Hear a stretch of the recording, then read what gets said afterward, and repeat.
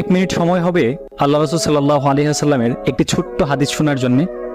একবার আম্মাজান হযরতে আয়েশা রাদিয়াল্লাহু তাআলা আনহা আল্লাহ রাসূল সাল্লাল্লাহু আলাইহি ওয়াসাল্লামের দিকে তাকিয়ে বলছে যে, ইয়া রাসূলুল্লাহ, আপনার পূর্ণিমার চাঁদের মতো চেহারায় কালো কালো দাগ কিসের?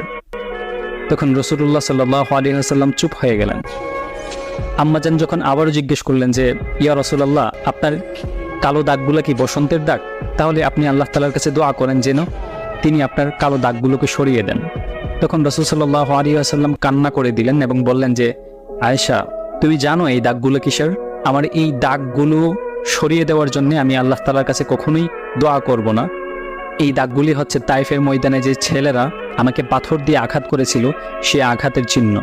তারা একবার নয়, দুইবার নয়, তিনবার আমাকে আঘাত করেছে এবং আমাকে অজ্ঞান করে ফেলেছিল।